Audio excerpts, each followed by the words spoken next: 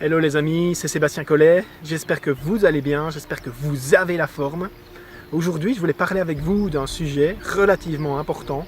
C'est un sujet dont on ne parle pas à l'école secondaire, on ne nous l'apprend pas. On nous parle du théorème de Pythagore, on nous parle de l'histoire.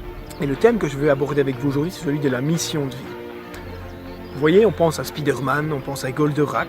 Ce sont des super-héros qui sont sur Terre pour sauver la planète, ils doivent accomplir leur mission. Eh bien, je pense qu'il y a à l'intérieur de chacun de nous, à l'image de ces super-héros, il y a de l'héroïsme. Nous sommes tous sur Terre pour accomplir notre mission de vie.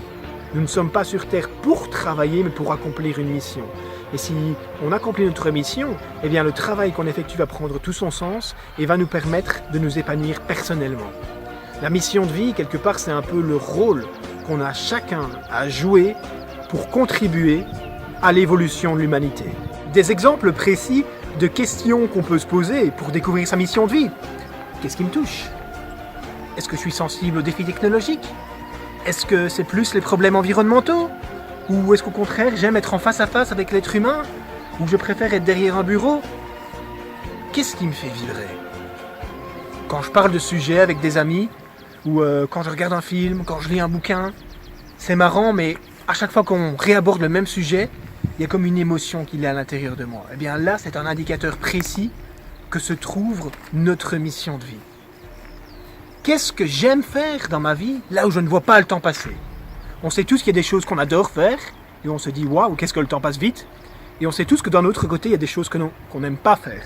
Et on se dit « Il serait temps que ça passe !» Eh bien, un des secrets pour produire un travail de qualité, c'est véritablement d'aimer ce que nous faisons.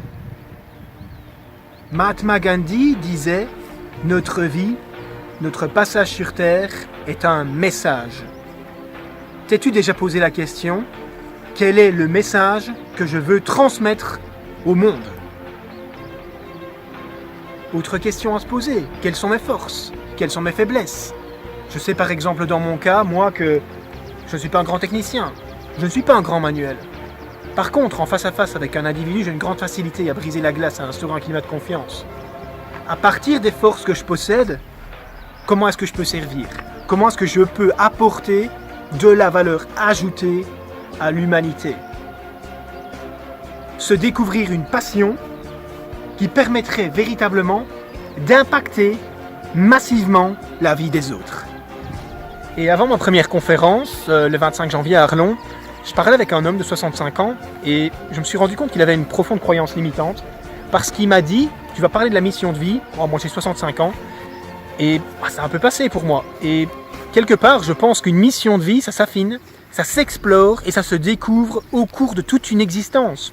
On peut avoir exercé une fonction pendant 20 ans, pendant 30 ans, et finalement aller à la rencontre d'êtres qui ont une autre manière de voir le monde, d'êtres qui pensent différemment, qui sont d'une autre culture, qui ont des références différentes, et ça va tout simplement éveiller des possibilités à l'intérieur de nous-mêmes qu'on ne soupçonnait pas. C'est un de mes plus grands enseignements du voyage, c'est que le fait d'être au contact de personnes qui ont une autre vision du monde, ça éveille des possibilités en soi qu'on ne connaissait pas. Donc une mission de vie, elle s'affine, elle s'explore et elle se découvre au cours de toute une existence. Je suis en 2150. J'ouvre un dictionnaire. Je tombe sur votre nom et prénom. Quelle est la définition que j'y trouve? Comment voulez-vous qu'on se souvienne de vous dans le futur?